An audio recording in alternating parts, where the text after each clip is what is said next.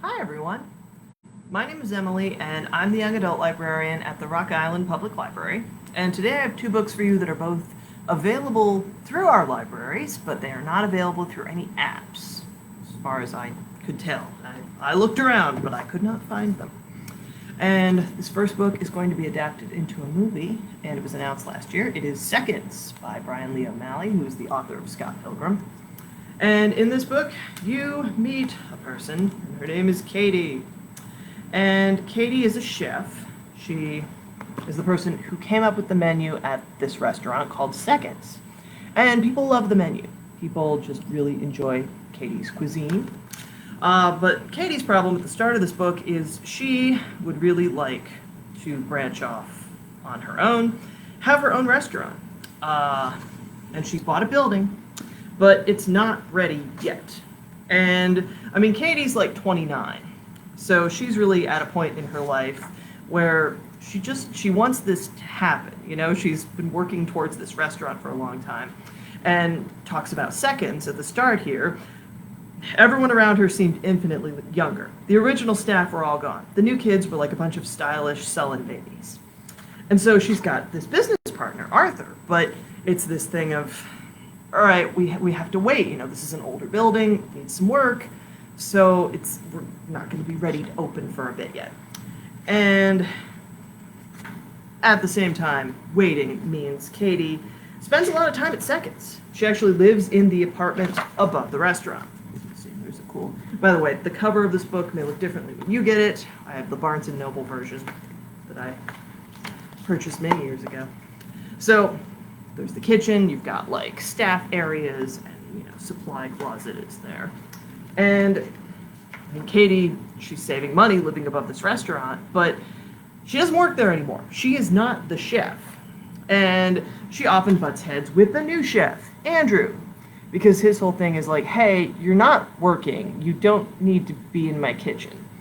And Katie, as the person who like came up with the menu, is not always, I mean, she has what may not actually be that helpful advice. But, at this point, like in the very early pages of the book, they're arguing about a garnish. He's like, are you touching my garnish? She's like, maybe I am. What are you going to do about it? Well, and then they go to the supply closet and make out, because that is their thing. But on this particular evening, they hear a terrible scream coming from the kitchen. When they go out to the kitchen, they see Hazel, who is a new waitress. She was walking behind Patrick, a line cook, and she just came in to get something, and she slipped in, and what happened was Patrick stepped back from the stove where he was working and bumped into Hazel, and she wasn't able to catch herself on a sink or a counter when she fell forward. No, instead, her hands and arms went into one of the deep fryers. So, not a good thing to have happen at all, quite bad. And Katie, I mean, she's able to grab Hazel, put her hands under cold water, and okay, now we're going to the hospital. So, I mean, Patrick kind of explains this, hey, it was an accident, like it could have happened to anybody. But, I mean, Katie feels bad because she was in the kitchen and she feels like, okay, I guess this ended badly, and Andrew's like, yeah, so go home. And Katie does. She goes up to her apartment, and that night she has a dream. And in the dream, she is asleep in her apartment. It's pretty boring at first. But the main feature of the dream is the dresser that came with the apartment. And when Katie has this dream, what she finds is there is a box inside one of the dresser drawers. And here's what's in the box. There is a little notepad, and there's a card, and there's a mushroom, a little red cap. And the card says, a second chance awaits. Number 1, write your mistake. Number 2, ingest 1 mushroom. Number 3, go to sleep. Number 4, awake anew. And events must occur on these premises is written in small letters at the very bottom. So what Katie writes in the notebook is My Mistake by Katie Clay. I shouldn't have fooled around with Andrew. Workplace canoodling is no good. And then she eats the mushroom, and she goes back to sleep. Again, when Katie wakes up the next day, she's thinking, Okay, well, that was a weird dream. Time to go visit Hazel in the hospital. But when Katie gets to the hospital, Hazel's not there. So Katie's thinking, oh, good, it must not have been that bad. The burns on her hands and arms, we must have gotten them under cold water fast enough. She's not in too bad a shape, and she was able to go home already. That's great. So Katie drives to where Hazel lives with her grandma, and Hazel comes downstairs and says, Katie, what are you doing at my house? And what's happening right now? Katie says, well, after last night, I wanted to come by and see how you're doing. Then she looks at Hazel's hands and her arms, and they're totally fine. She eventually, Katie runs forward and, grabs her, and hey, no burns. So, Katie doesn't know what this is. She's very confused. But she goes and talks to Andrew in the supply closet and says, hey, remember last night when Hazel got burned, one of the deep fryers? And Andrew's like, no, what are you talking about? That never happened. So, Katie's just wondering how this could be possible. She knows what happened. She knows what she remembers. But she's thinking, okay, wait, is it possible that I really changed reality? Because nobody else seems to realize what has happened. Everybody else thinks, what are you talking about? Hazel never got hurt. I don't remember this. It's as if it really never happened. So, it's at this point in the book, this is Katie kind of just talking about two of the new waitresses and thinking about their differences. And what Katie finds is Hazel, in talking with her, Hazel thinks that, there's something in the house. There's something, specifically a house spirit, inhabiting this old building, the restaurant Seconds. And it's, stories she's heard from her grandma tell her, keeping the house spirit happy from a historical perspective is probably some kind of justification for the endless amounts of housework the women had to do, right? But it's this idea, it's a metaphor, is what Hazel's thinking. Okay, maybe there's not a literal spirit here, but we make things good for them, they make things good for us. It's simple. It's a simple exchange. But Katie asks, okay, what happens if the house spirit stops being happy? And Hazel says, well, that's not going to be good. And we start seeing this person. This is the house spirit. And Katie, she doesn't quite know about this yet. She knows something has happened. She understands, okay, well, I know what I think I experienced, and I don't think this was a dream. It really seems like it was reality. But can I trust my recollection of reality when no one else believes that this happened? Or, again, there's no proof. Hazel's not burned. She's fine. So what's happening here? What am I remembering?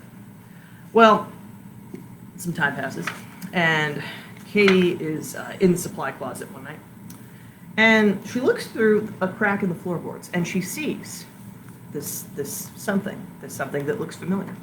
She goes and asks Andrew, hey, do we have a crowbar? And he's like, so why are we doing this? Why are you asking me to pry up a floorboard with a crowbar? And Katie says, hey, look at this. And okay, it's the mushrooms. It's the mushrooms that were in the box. It's exactly like the one she ate that night that she was able to undo this mistake. And poor Andrew's like, listen, Katie, I have no idea what's up with you right now.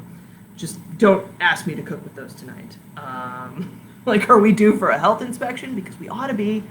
There's weird mushrooms growing under the floor. But, after Katie, she takes a bath, she kind of contemplates the mushroom for a while, leaves, comes back, and here she is again, this girl, who is in fact the house spirit that lives here. And Katie is still just trying to figure out what is real and what is not. She says, are you real? Is this even happening? And the girl, her name is Liz, and Katie is just trying to, unpack this still. She doesn't believe at this point that Liz is the house spirit. She just thinks, okay, this random person snuck into my room. What the heck? Well, soon after, Katie notices Hazel drawing Liz. And it's Katie asks, it's Liz. Why are you drawing this? And Hazel's Liz. Hazel says, I made her up. It's supposed to be the house spirit. You know, this is just my idea of what she looked like in human form. It's just, it's a drawing. It's not real.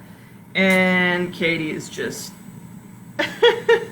so puzzled. She's trying to like, okay, here's the mushroom. And then Liz is there. And Katie is able, you know, she like offers the mushroom. Here you go. This is what you want. Come take it. Liz appears. And then, I mean, Hazel's like, what's happening? Because even though Liz is right there, Hazel can't see her. Only Katie can see her. And she's very frustrated because Liz has like moved some of her stuff at this point, and it's just like, why is this happening?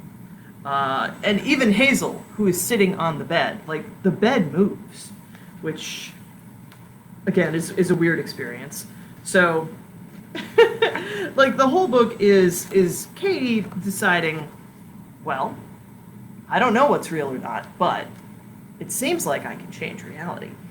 And yes, maybe there is this perhaps magical creature living in my house who looks human but maybe isn't, and maybe isn't thrilled with me doing what I'm doing, but if every night I can just write down a mistake that I've made in the past, eat a mushroom, go to sleep, and then wake up the next day and it's gone, well, okay, that seems pretty great. Like, no downsides, I'm gonna have the perfect life.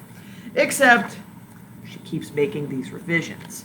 And it keeps, as time passes, I mean, more and more stuff changes. More and more obvious things change. Like, at one point, Katie wakes up and she's married to her ex, and she is surprised that this is what's happened.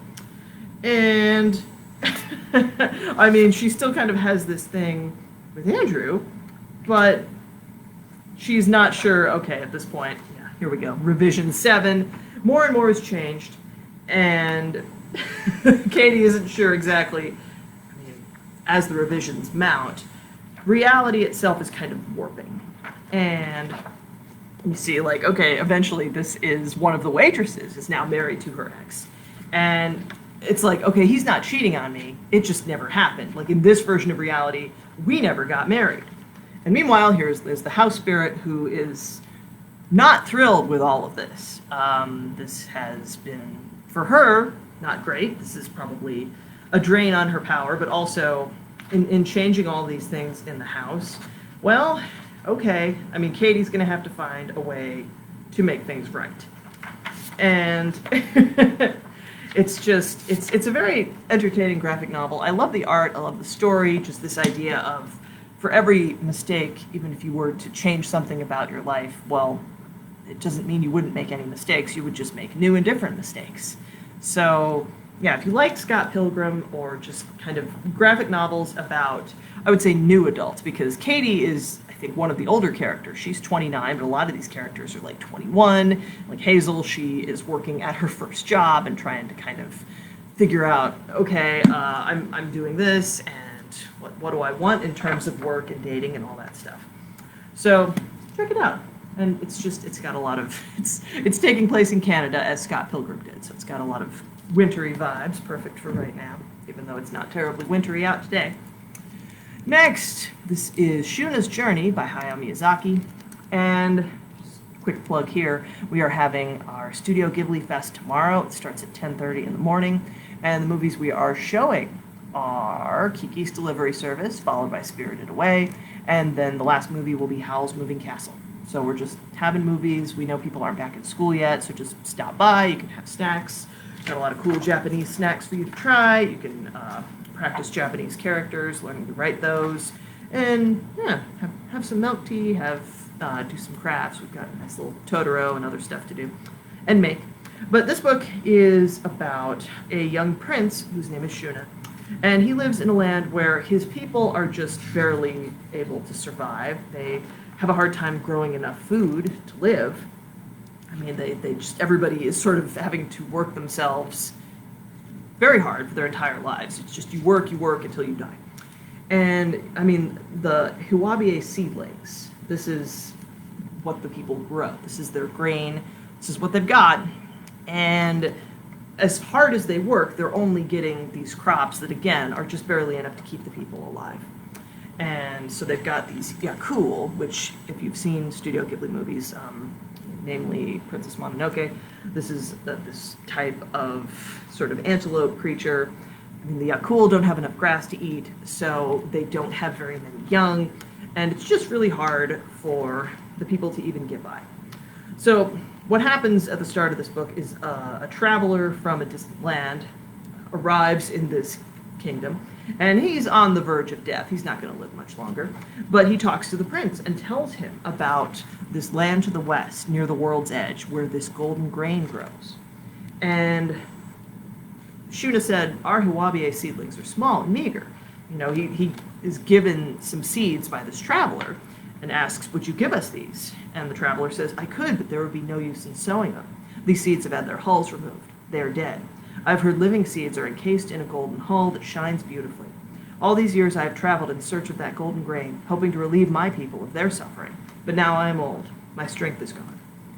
So the book is Shuna embarking on this journey to try and find the golden grain himself.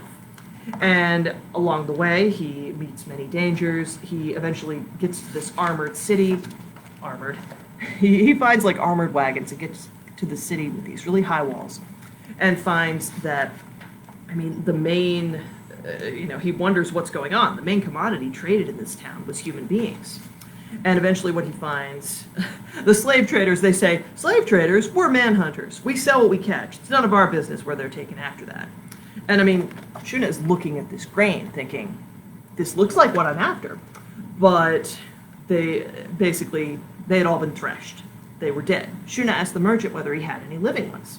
No one tends the fields anymore. Nowadays you can get as much grain as you need from elsewhere. So where do they grow it? The slave traders bring it to exchange for people. Ask them. So Shuna is not able to get any answers from these people. Eventually, he meets these two sisters and ultimately is able to help them escape.